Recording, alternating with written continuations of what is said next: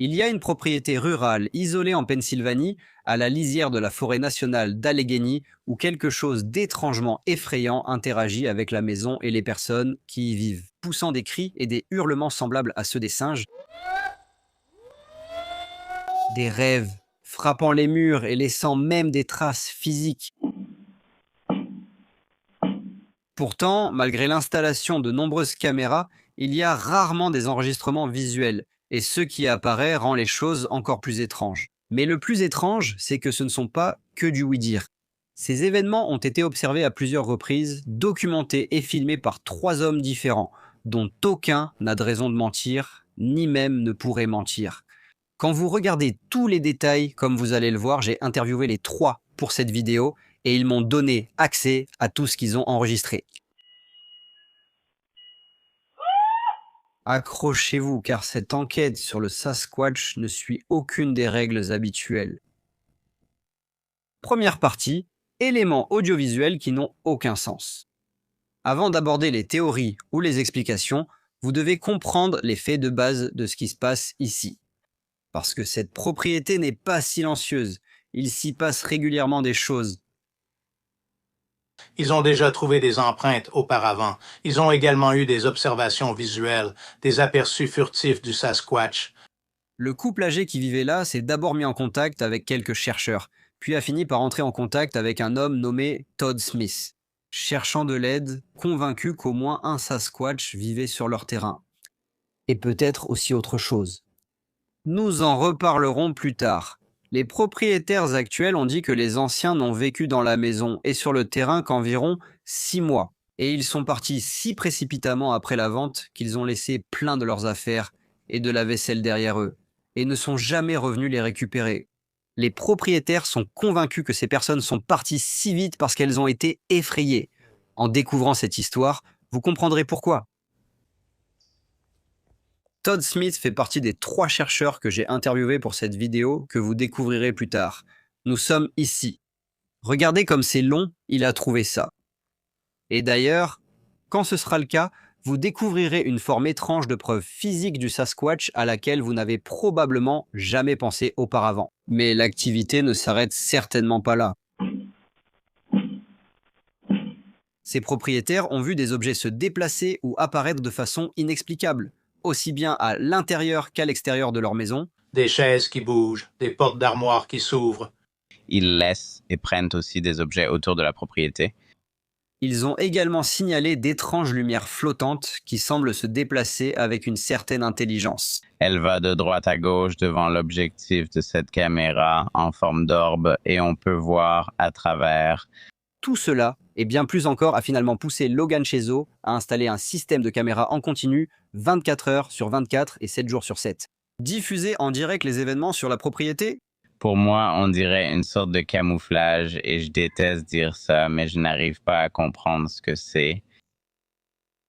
Ce qui distingue cette affaire d'une chasse au Bigfoot classique, c'est que, encore une fois, le système de caméra de Logan fonctionne en continu en temps réel, et il peut être visionné par n'importe qui dans le monde entier. Ce qui signifie que les images n'ont pas été sélectionnées, montées ou manipulées de quelque manière que ce soit. Petite pause un instant, parce que cette affaire revient sans cesse à la même idée encore et encore. En ce moment, j'ai, je crois, 8 flux différents ouverts. Ils enregistrent tous comme un système du type Ring, où tu vois quelque chose, ça t'alerte et tu peux voir un extrait, n'est-ce pas? Ce n'est vraiment pas une simple sonnette vidéo, ce sont vraiment des caméras haut de gamme. Juste pour clarifier ce dont Logan parle ici, il ne s'agit pas d'images privées que j'aurais vues en exclusivité dans les coulisses. Logan a créé quelque chose qui s'appelle l'application Bigfoot Livestream, qui, comme je l'ai dit, donne à n'importe qui un accès continu au flux des caméras de cette propriété en temps réel. Elle donne aussi accès à d'autres caméras situées sur d'autres points chauds connus pour le Sasquatch. Donc ce n'est pas seulement cette propriété. Vous pouvez voir et entendre toutes les mêmes données que Logan reçoit, complètement brutes et avec tout le contexte, et c'est important. Donc, après avoir regardé tous les moments fort bizarres qui vont être partagés dans cette vidéo, si vous voulez approfondir cette affaire par vous-même, l'application Bigfoot Livestream est la solution. Je mettrai le lien dans la description ci-dessous. Les événements les plus étranges qui se produisent souvent sont ce qu'on appelle des coups contre la maison. Ils viennent de l'extérieur vers l'intérieur. Quelque chose est probablement en train de donner des coups de pied ou de frapper les murs. Nous n'avons pas encore compris cela, car ça a continué même quand nous avons installé des caméras à 360 degrés. C'est clairement une main qui frappe le revêtement en vinyle de la maison. Peut-être qu'il le frappe du revers de la main. Ce ne sont pas seulement des bruits faibles. D'après les propriétaires, ils peuvent sentir la maison trembler quand ils entendent les impacts. Et parfois, ils sont assez puissants pour que des objets tombent réellement des étagères dans la maison. Il m'est arrivé de nombreuses fois de finir d'installer une expérience à la fenêtre, puis d'aller dîner ou faire autre chose, et il frappe de l'autre côté de la maison en disant « Hey, viens jeter un œil ». Et là, je me dis déjà « Vous plaisantez ». Les claquements contre la maison, nous avons documenté qu'ils peuvent se produire avant la neige, tous les 3 à 5 jours, parfois une nuit sur 2. C'est généralement 2 à 4 bruits de claquements. Et nous ne savons même pas avec certitude s'ils sont liés au Sasquatch, parce que nous pensons que la maison est probablement hantée. Mais les coups contre la maison, comme les appelle Bill, sont loin d'être la seule activité bizarre qui se passe ici. Il y a aussi de fortes vocalisations ressemblant à celles des singes qui durent depuis des mois et des mois, enregistrées par plusieurs caméras extérieures.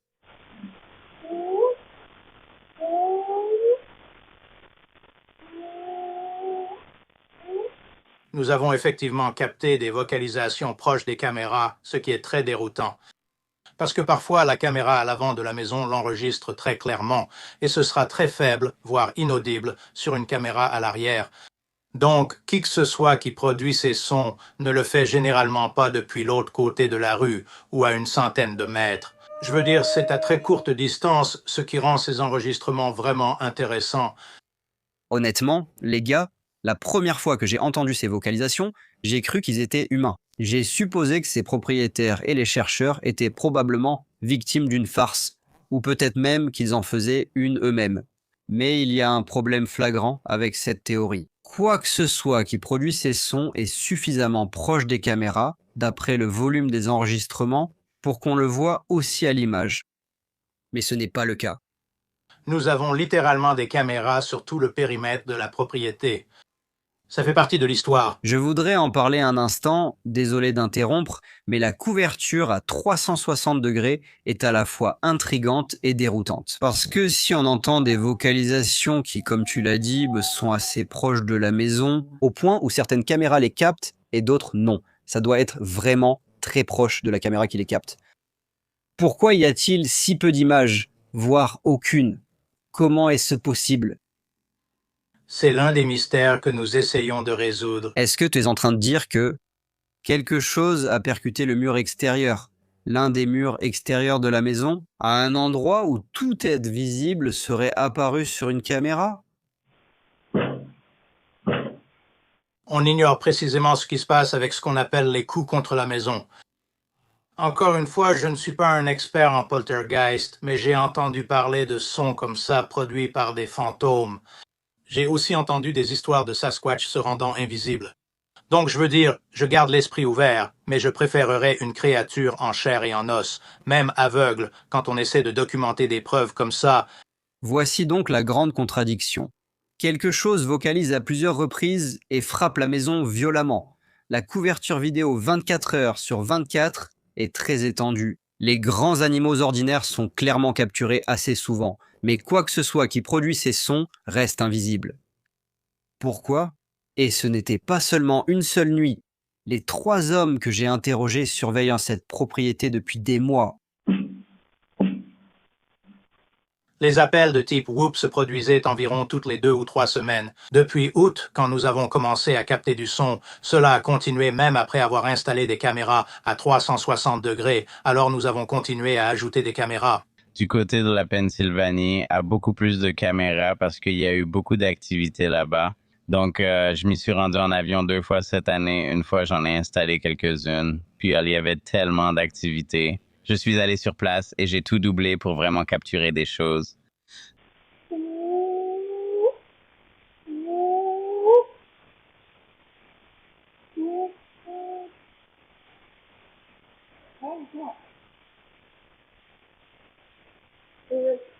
Vous aimez cette vidéo? J'espère que oui. J'ai mis énormément de travail, de temps, d'efforts et de recherche dans ces vidéos. Donc si vous n'êtes pas encore abonné, ça me ferait vraiment plaisir si vous le faisiez. Merci. D'accord, soyons honnêtes un instant, parce qu'à ce stade, la plupart des gens penseraient à un canular. Surtout puisque beaucoup de ces vocalisations semblent étonnamment humaines. Du moins, à mon avis, mais pourraient-elles être humaines? J'ai décidé de demander directement à Bill. C'était Bigfoot, New York. Todd Smith, qui nous a présenté, nous a permis d'accéder au site et il était très protecteur envers les propriétaires. Ils tiennent à préserver leur vie privée, mais le site, vous savez, permet de la préserver. Ce n'est pas vraiment au cœur des bois, sans doute comme chez vous, mais c'est juste à la lisière de la forêt nationale d'Allegheny. Donc il y a certainement beaucoup d'espace autour d'eux, mais le voisin le plus proche est probablement à environ 366 mètres. Donc, quand ils installent les enregistreurs, et moi aussi j'ai utilisé des enregistreurs audio, mais c'est principalement avec les caméras qu'on obtient l'audio. Nous avons couvert la maison avec une surveillance à 360 degrés. Et donc, ces cris qu'on a enregistrés, ces sons, ce ne sont pas tous des cris. On peut éliminer la possibilité que quelqu'un s'approche et les fasse, et ils ont tendance à être très proches de la caméra. Donc, l'emplacement de la recherche n'était pas et n'est toujours pas connu du public. La couverture des caméras exclut la possibilité que quelqu'un s'approche discrètement sans être remarqué. Mais qu'en est-il des propriétaires?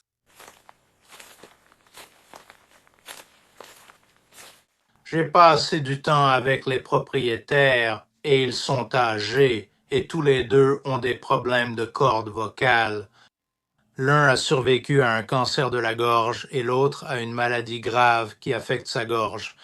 Donc je pense qu'on peut les écarter comme source.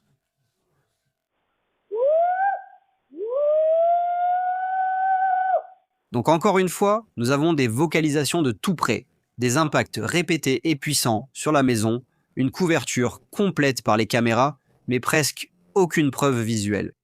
Presque.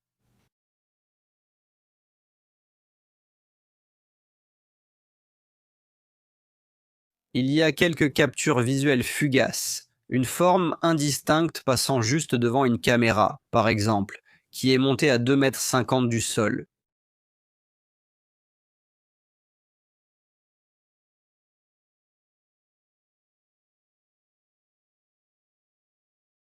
Ou ce clip étrange où l'une des caméras infrarouges a capté quelque chose d'indistinct, avec un effet de camouflage à la Predator, et ce qui ressemble à une sorte d'orbe traversant la lisière de la forêt. Cela n'est arrivé qu'une seule fois. Et puis, il y a parfois des empreintes qui apparaissent dans des zones qui devraient être visibles sur au moins une caméra. Mais ce qui est étrange, c'est que rien de visible n'explique l'énorme quantité d'activité sonore.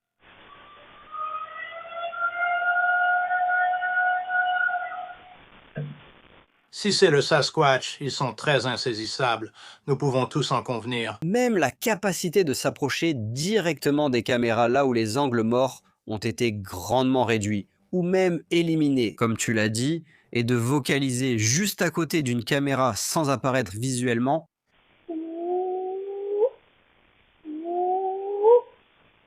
c'est difficile à comprendre par des moyens conventionnels.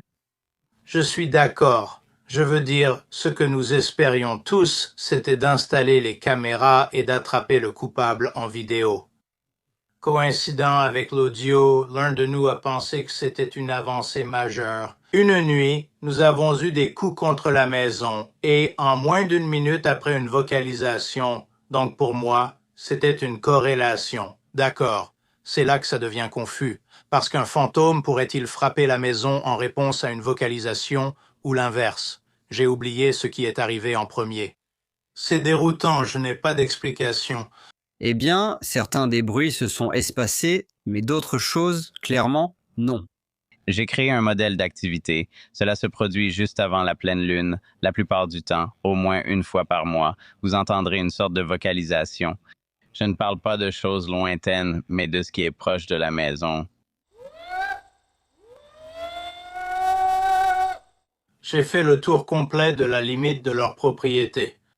Donc, si un Sasquatch entrait, tu verrais les empreintes dans la neige. La neige fait presque un pied de profondeur en ce moment, et donc je ne voyais pas d'empreintes.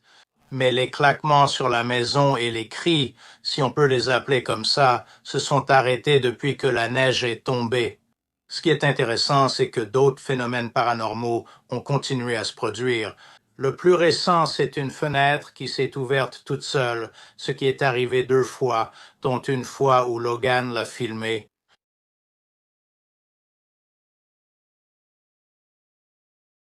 C'est là que l'affaire change, parce que quoi que ce soit qui fait ça ne se comporte clairement pas comme un animal normal. Et pourtant, il laisse aussi des preuves physiques derrière lui. C'est là que Todd Smith entre en jeu. Et une fois que vous voyez ce qu'il a documenté et ce qu'il a pu clairement démontrer à la caméra, cette affaire passe de bizarre à une affaire qui brise toutes les règles. Nous pensions tout savoir sur le Sasquatch. Section 2. Preuves physiques est là où tout commence à se fissurer. D'accord, jusqu'à présent, un sceptique extrêmement déterminé pourrait probablement faire des acrobaties mentales et tout faire rentrer dans une explication conventionnelle du Sasquatch. Ou même une explication humaine. Bruit, impact, une extrême discrétion, tout ça, c'est assez familier pour les passionnés de Bigfoot. Bien sûr, il n'y a pas vraiment de bonne façon d'expliquer des sons capturés juste à côté des caméras sans aucune image correspondante. Mais laissons ça de côté un instant, car il y a autre chose qui distingue vraiment cette propriété. Todd Smith a passé des années à documenter et à analyser des empreintes de main de Sasquatch. Pas des empreintes de pas, mais de véritables empreintes de main à 5 doigts laissées sur des véhicules, des remorques et d'autres surfaces. Et le travail qu'il a réalisé sur cette propriété est honnêtement parmi les plus troublants que j'ai vus. Évidemment, ce sont des empreintes de main à 5 doigts. Comment savons-nous qu'elles n'ont pas été faites par une personne? C'est une excellente question. J'ai donc commencé par des choses assez basiques. Vous regardez la propriétaire des lieux, d'accord, donc elle a un lupus, ses mains sont en mauvais état. Une de ses mains a perdu un doigt, l'autre est déformée. Et dans la pile, j'ai déplacé ceux-ci. Ils posent leurs mains les unes sur les autres. Logiquement, cette explication à elle seule n'exclut pas que des humains, qui ne sont pas les propriétaires, aient laissé ces empreintes de main. Mais il y a une raison excellente, et franchement plutôt troublante, pour laquelle c'est extrêmement improbable. Et j'y reviendrai dans une minute. D'abord, il faut que vous compreniez à quel point Todd est incroyablement méticuleux dans son examen et la préservation de ses empreintes de main. Comme un juvénile. Mais ça pourrait être des poils, tu sais quoi? Regarde où c'est, la paume de la main, comme ces poils sur le poignet. Regarde la trace de traînée. Donc le contact là-haut, et il y a un double contact de ce côté-là, et puis encore un autre, bien net. Il ne se contente pas de les photographier et de les filmer, il les prélève réellement comme un détective de police sur une scène de crime. Ce que je fais d'abord, c'est, vous savez, la mesure, la traçabilité des éléments, et j'ai probablement déjà fait le prélèvement d'ADN, puis je mets de la poudre, puis je prélève. Ce serait encore le campeur. Mais ce n'est même pas tout ce qu'il fait. La plupart des gens, je pense, ne réalisent pas la mécanique physique d'une empreinte de main et comment ces bombes fonctionnent. Tu peux extraire l'ADN potentiel de ça et tu veux bien expliquer précisément comment ça fonctionne? Oui, cela a donné les meilleures crêtes papillaires de toutes celles que j'ai eues, et c'est tellement épais. Donc, ces zones blanches que tu vois ici, c'est là où j'ai fait ma collecte d'ADN. J'ai fait la collecte là où il n'y avait pas de crête papillaire bien visible.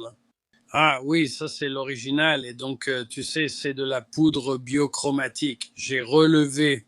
D'accord? On s'arrête ici parce que Todd vient de mentionner l'extraction d'ADN et c'est une affirmation assez énorme, alors regardons ça de plus près. Plusieurs échantillons de CBM issus de ces empreintes de main ont été collectés et envoyés à divers laboratoires. J'ai vérifié cela auprès de plusieurs sources, mais en ce qui concerne l'analyse réelle de ces échantillons, officiellement, le travail est en cours. Et, jusqu'à présent, les résultats sont non concluants. On m'a dit que des progrès sont réalisés, mais honnêtement, d'après ce qu'on m'a décrit, le processus semble être noyé sous trop de paperasse inutile et des retards constants. Ce n'est que ma propre spéculation, bien sûr, mais il me semble que tout le processus ralentit ou s'arrête dès que certains mots sont prononcés, des mots comme Bigfoot. Donc encore une fois, officiellement, l'analyse ADN à partir de ces empreintes de main est en cours. Mais ma théorie personnelle, c'est qu'à un moment donné, quelqu'un a mentionné que les échantillons de sébum provenant de ces empreintes pourraient être liés au Sasquatch. Et ça a tout bloqué. C'est vraiment bien. Je suis content que tu aies pu obtenir de l'ADN. C'est pourquoi les empreintes de main sont si importantes. Parce que les caractéristiques physiques de ces empreintes, que Todd va présenter ensuite, sont honnêtement vraiment difficiles à expliquer. Sur la photo, on voit une empreinte de main très détaillée, grasse et huileuse, sur une surface en verre. L'image a été prise avec un éclairage infrarouge renforcé avec filtre vert. Ma main présente 5 traces de doigts distinctes, chacune allongée et courbée vers le bas.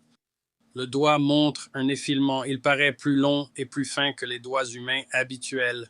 L'image ne montre aucune preuve de supercherie ni de texture de gants. Le contact semble biologique, à même la peau nue. Analyse du doigt. Le majeur présente des crêtes thermiques faibles mais visibles. Des crêtes thermiques. En d'autres termes, de véritables détails d'empreintes digitales. Au fait, Todd a sa propre chaîne YouTube où il a documenté une grande partie de ses recherches au fil des années, y compris des prélèvements comme celui-ci, d'autres cas d'empreintes de main et même des orbes flottants et d'autres événements bizarres. Je mettrai le lien de sa chaîne dans la description ci-dessous. Après cette vidéo, vous pourrez vous plonger autant que vous le voulez dans le Sasquatch, les empreintes de main et d'autres phénomènes. Voilà. Des crêtes thermiques là-dessus.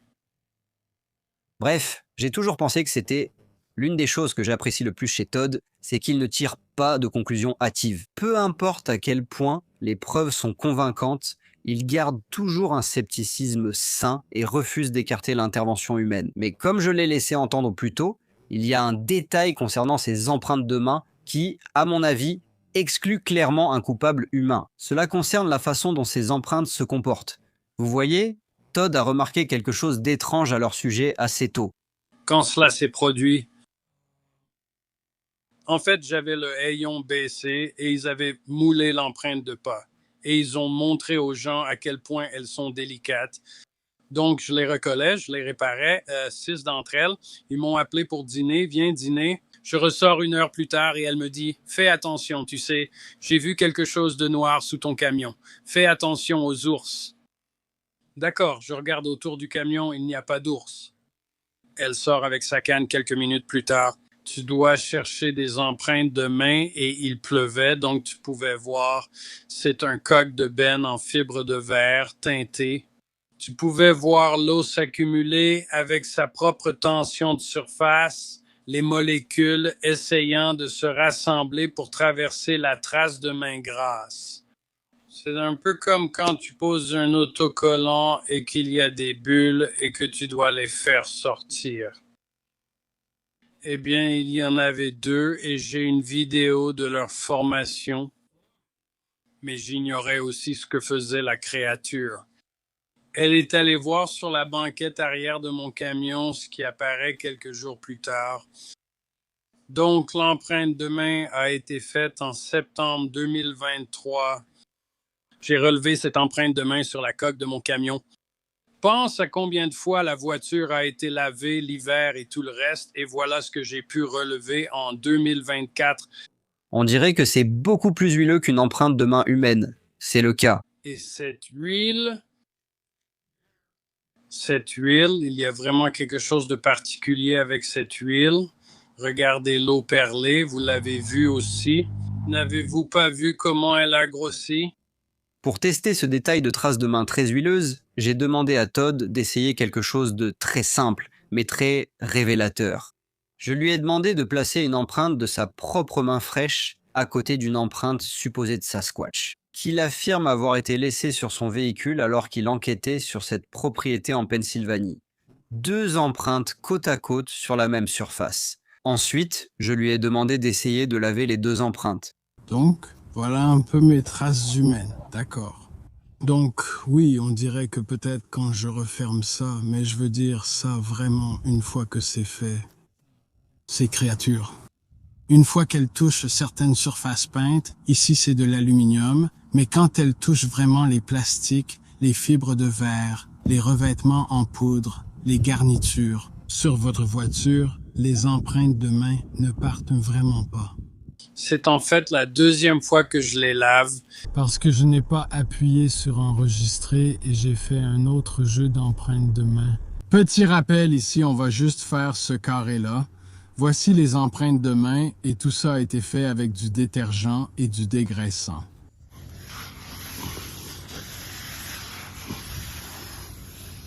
Mince, je crois qu'elles ressortent. Encore plus. Mes empreintes de main, évidemment disparues. Ce qu'ils touchaient, il y a quelque chose en eux qui s'incruste dans la peinture. Même surface, même eau, même solvant, même effort, mais des résultats très différents. Mais ce n'est même pas le plus étrange. Le plus étrange avec ces empreintes de main, ce n'est ni leur propriété, ni leur apparition, mais leur absence. Voici le problème avec les empreintes de main. Et pour les coups contre la maison, je peux en reproduire le bruit. J'ai exactement le même revêtement sur ma maison et quand je le touche avec ma main, je peux laisser une empreinte de main à cause de l'oxydation. N'est-ce pas?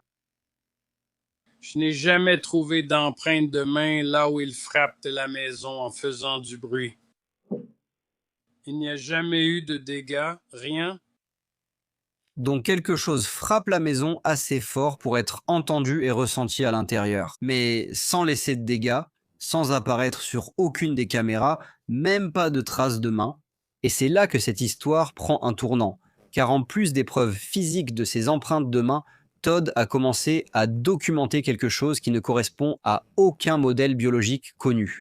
Les boules de lumière sont visibles là-bas. Je vais l'affirmer officiellement, j'ai filmé des images intéressantes de ces lumières étranges.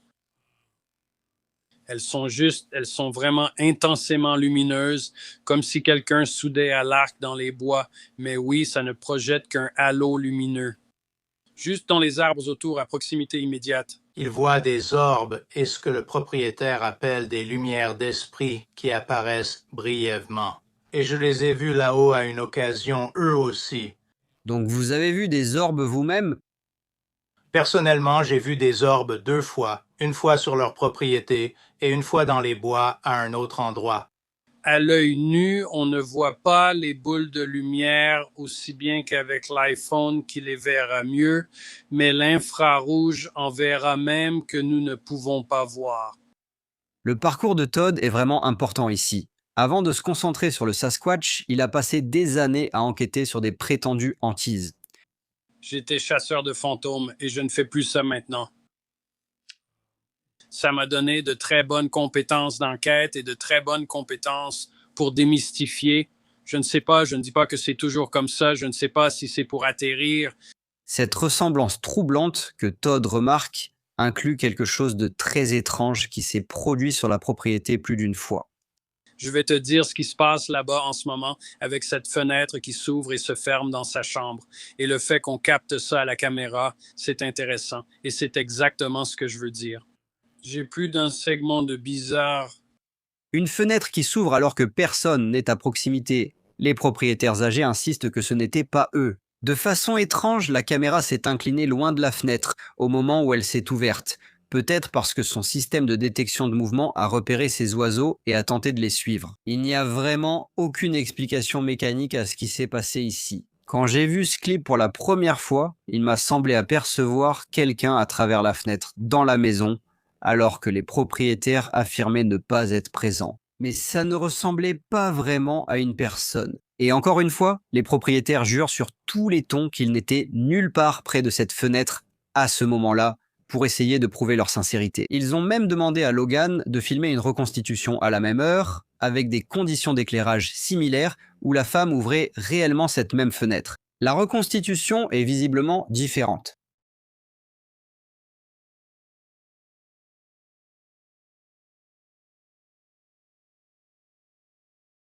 À ce stade, la frontière commence vraiment à s'estomper. Des empreintes de main avec des crêtes dermiques, des mois de preuves audio cohérentes avec les vocalisations connues du Sasquatch.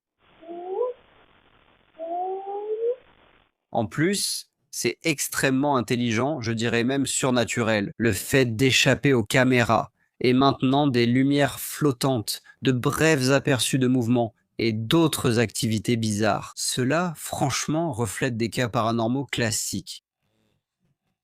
Je n'aime pas parler du paranormal un peu perché, mais là, ça commence vraiment à aller à l'encontre d'une explication normale. Tu sais, la physique du monde basée sur l'observation. Pour moi, Une créature de chair et de sang est bien plus facile à étudier que des cas où différents phénomènes paranormaux semblent coïncider avec l'activité du Sasquatch. Plus facile à expliquer, plus facile à catégoriser, plus facile à rejeter, mais ce cas n'est pas facile, et nous n'avons pas encore terminé. Section 3. Le phénomène prend de l'ampleur.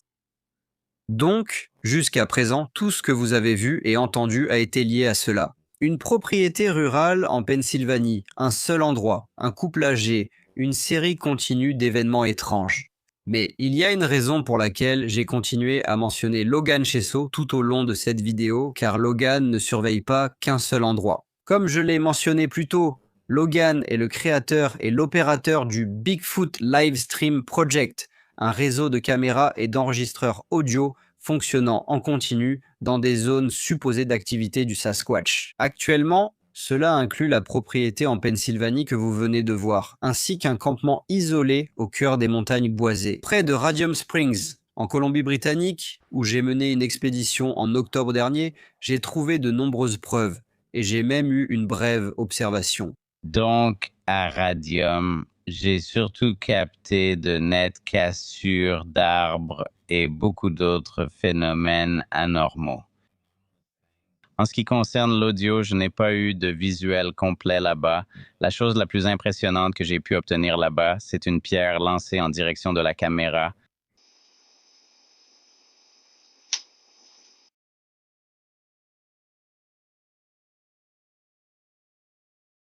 Ce qui distingue l'installation de Logan, ce ne sont pas seulement les lieux, mais aussi la méthode de capture des données.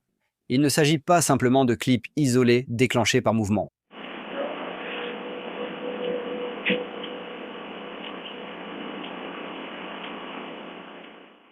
C'est quoi ce truc? Ce sont des enregistrements continus 24 heures sur 24 et 7 jours sur 7 visuels, vidéo, audio et dans certains cas thermiques, conservés avec tout le contexte avant et après chaque événement. Et quand on commence à collecter ce genre de données sur plusieurs mois et à différents endroits, des schémas commencent à apparaître. Ils ont énormément d'activités là-bas. Tout ce que vous avez entendu dans n'importe quel podcast, interview ou documentaire sur le Bigfoot se passe là-bas en ce moment. C'est une affirmation forte. Alors, j'ai décidé de le relancer là-dessus. La première chose que je suis sûr que les sceptiques vont dire, parce que c'est ce que je pensais, est-ce qu'il y a une chance qu'une personne ait pu découvrir ce que vous faisiez? Quel était votre objectif? À savoir faire des recherches sur le Sasquatch et où vous les meniez. L'emplacement de cette propriété, est-ce que quelqu'un aurait pu découvrir cela et s'introduire sur la propriété sans être détecté par aucune de vos caméras pour vous faire une farce? Je veux dire, si je devais donner un chiffre, je dirais que c'est une chance sur 1 million. Parce qu'il n'y avait qu'environ 6 ou 7 personnes qui savaient que ça allait se passer, et 2 d'entre elles sont les propriétaires du terrain. Et eux, encore une fois, ces gens sont formidables et très passionnés par cette recherche. Je pourrais chipoter sur les termes, mais ils ne marcheraient jamais sur un terrain accidenté la nuit simplement à cause de leur âge et de leur santé. Ils ne feraient jamais ça. En ce qui concerne les autres personnes, c'est à l'arrière de cette propriété. Il n'y a vraiment aucun moyen de le savoir. C'est même là. Donc, il faudrait vraiment connaître précisément cet endroit. Et j'aurais vu quelque chose sur l'objectif si ça venait d'un certain angle. Et les gens sont maladroits, ils ne sont pas super rapides, contrairement à ce qu'on voit sur cette vidéo. Donc il y aurait eu une interaction et je suis à 99% sûr que ce n'était pas une personne. Je laisse une marge d'erreur de 1%, mais ça n'a tout simplement aucun sens. Et c'est important. Logan ne parle pas de supposition. Ses caméras détectent la chaleur, elles détectent les mouvements, elles suivent automatiquement la faune. Et pourtant, je veux dire qu'il y a 9, 10, 11 vocalisations différentes que nous avons enregistrées. On pourrait penser que quelque chose capterait quelque chose. C'est même difficile de savoir où ils frappent la maison la plupart du temps, et il semble qu'ils aiment particulièrement un coin précis à l'avant de la maison. Mais parfois, ils changent et frappent à l'arrière, donc je regarde l'avant, je me concentre là-dessus, comme par exemple la fenêtre de leur chambre sur certaines de ces caméras, juste pour voir si je peux détecter quoi que ce soit en thermique, en optique ou autre. Et ils iront directement à l'arrière et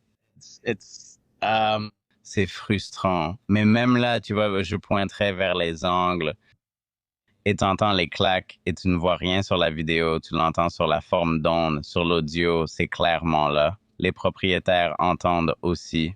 Ils m'envoient un message et disent « On vient d'avoir de l'activité, je ne vois rien, je ne peux pas l'expliquer. » Et j'ai littéralement 40, 50 extraits de ces gros coups contre la maison.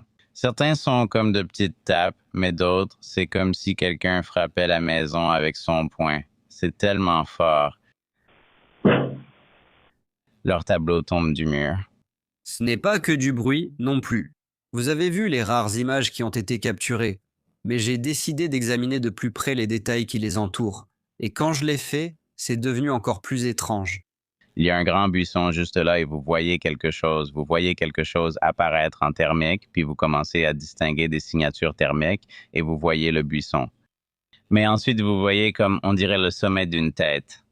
Je fais des suppositions parce que je n'en suis pas certain, mais de mon point de vue, on dirait le sommet de la tête d'un juvénile ou d'un adolescent plus petit, plus jeune. Bigfoot.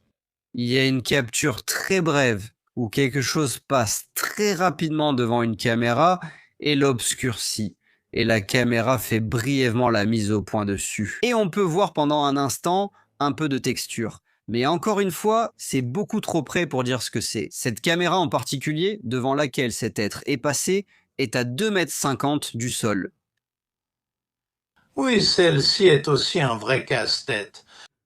Je veux dire, j'étais là quand on a installé ces caméras et c'était bien à 2,50 m du sol. Intéressant aussi, ça s'est produit, je crois, la deuxième nuit. Les caméras étaient actives. Et ce n'était pas seulement une image thermique, il a aussi une image optique. Cette même caméra a deux objectifs, un thermique et un optique. Elles visèrent la même chose, il a donc les deux. Mais bien sûr, la lumière infrarouge était allumée, et quand on s'approche autant avec l'optique, ça sature l'image. Je ne sais pas ce que c'était.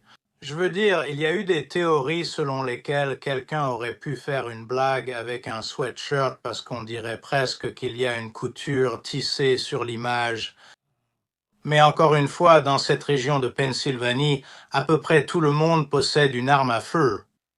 Et on ne s'approche pas de leur maison, qui est assez isolée, pour se mettre à rôder autour des fenêtres, sinon on risque sa vie. Donc c'était juste derrière leur véranda, et c'est très étrange, parce que ça ne pouvait pas être un humain avec une capuche mesurant 2,40 m, à moins que ce soit quelqu'un tenant quelque chose sur un bâton. Mais nous venions juste d'installer les caméras et c'était à l'arrière de la maison, ce qui n'est pas visible depuis l'entrée de la propriété, donc je ne peux pas l'expliquer. Donc, même quand quelque chose apparaît sur les images, c'est flou, incohérent, fragmenté, difficile à vérifier. Quand j'ai commencé là-bas, j'avais essentiellement une de ces caméras haut de gamme. J'ai commencé en la dirigeant vers la lisière des arbres derrière leur propriété. Je n'arrivais pas à faire fonctionner cette caméra sans raison apparente. Et on peut parler de Wu et d'autres choses, mais à cet endroit précis, j'apportais la caméra et elle ne fonctionnait pas. J'allais tout démonter, je l'apportais dans leur garage et là, elle fonctionnait parfaitement. Donc, je ne sais pas, c'est juste une remarque en passant. Si quelqu'un, une personne ordinaire, essayait d'entrer sur cette propriété et de faire quoi que ce soit, je le verrais. Et je n'ai vu absolument personne sur mes caméras à part les propriétaires du terrain ou les chercheurs. C'est là que la plupart font une distinction nette. Ils acceptent le Sasquatch, tant qu'il se comporte simplement comme un gros animal. Ils pourraient même accepter les histoires paranormales, tant qu'elles restent séparées du phénomène Bigfoot. Mais que se passe-t-il lorsque les données ne respectent pas cette distinction? Corrige-moi si je me trompe, Logan, mais cela indique fortement qu'il s'agit de quelque chose de réel, mais au-delà de notre compréhension en ce qui concerne la simple réalité physique. Je ne sais pas comment le formuler autrement sans avoir l'air d'un fou, mais c'est là que cela semble me mener. Oui, je serais d'accord avec toi. En ce moment, je reste toujours ouvert. Mais pour l'instant, je ne peux pas tirer de conclusion. Ça a du sens pour beaucoup de ces activités, du moins de notre point de vue. Donc, je ne sais pas ce qui se passe. Peut-être que quelqu'un qui regarde ceci peut me donner plus d'informations parce qu'il vit les mêmes événements, non? Je veux dire, ce site, c'est comme une veine d'or. Il y a beaucoup d'activités ici, mais ce n'est qu'une seule propriété. Si ça se passe ici, ça doit aussi se passer ailleurs. Il y a une dernière chose que tu dois savoir. Cette affaire n'est pas terminée. Tu vois, pendant que je travaillais sur cette vidéo, littéralement en plein montage, je recevais des messages des chercheurs impliqués disant qu'il y a de nouvelles activités, de nouvelles vocalisations, plus d'activités lumineuses anormales, plus de données enregistrées. Donc ce que tu as vu dans cette vidéo n'est pas simplement une histoire du passé, c'est une situation en cours. Et elle est documentée en temps réel. Hey Robert, je te tiens juste au courant ici. On a eu des sphères lumineuses qui ont traversé des arbres la nuit dernière. C'est assez étrange sur la vidéo ici. J'ai aussi les 2 caméras thermiques braquées sur la même zone et je ne vois rien sur l'image thermique qui produirait de la chaleur à part un cerf au milieu. Assez intéressant. Alors, quelle est la véritable conclusion ici?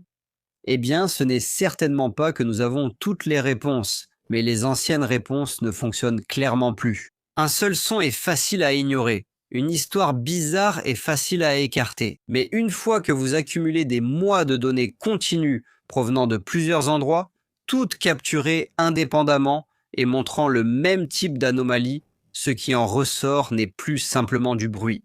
Que vous vouliez appeler cela un Sasquatch, quelque chose de paranormal, ou quelque chose pour lequel nous n'avons pas de mots. Pourtant, une chose est parfaitement claire. Il ne s'agit pas simplement d'un grand singe bipède qui se promène dans les bois. Et quoi que ce soit, cela interagit avec nous bien plus étroitement que la plupart des gens ne sont prêts à l'admettre. Alors qu'en pensez-vous? S'agit-il d'un Sasquatch ou peut-être d'un clan de Sasquatch qui, aussi étrange que cela puisse paraître, peuvent devenir invisibles? Peut-être que ce sont des êtres capables d'entrer dans notre dimension et en sortir à volonté, ou pensez-vous qu'il pourrait s'agir d'une entité spirituelle, peut-être un démon, ou même un fantôme? Ou, malgré toute la logique et les preuves, pensez-vous qu'il ne s'agit que d'un canular étrangement obsessionnel qui dure depuis des mois et qui est perpétré contre les propriétaires et les chercheurs? Quelle que soit votre opinion, j'aimerais beaucoup entendre vos idées et théories dans les commentaires ci-dessous. Si vous avez apprécié cette vidéo, merci de lui donner un like, de la partager avec votre famille et vos amis, et surtout de vous abonner à Cabin in the Woods. Cela aide l'algorithme à diffuser davantage mes vidéos et me motive à poursuivre ses recherches. Et si vous souhaitez soutenir mon travail ici sur la chaîne et au-delà de manière plus directe, inscrivez-vous à mon Patreon. Le lien se trouve dans la description ci-dessous. Pour quelques euros par mois, vous pouvez obtenir du contenu exclusif, un contact personnel avec moi et des détails sur mes recherches en cours sur le Sasquatch. En attendant, merci beaucoup d'avoir regardé les gars, j'apprécie vraiment chacun d'entre vous et j'ai hâte de vous retrouver dans la prochaine vidéo.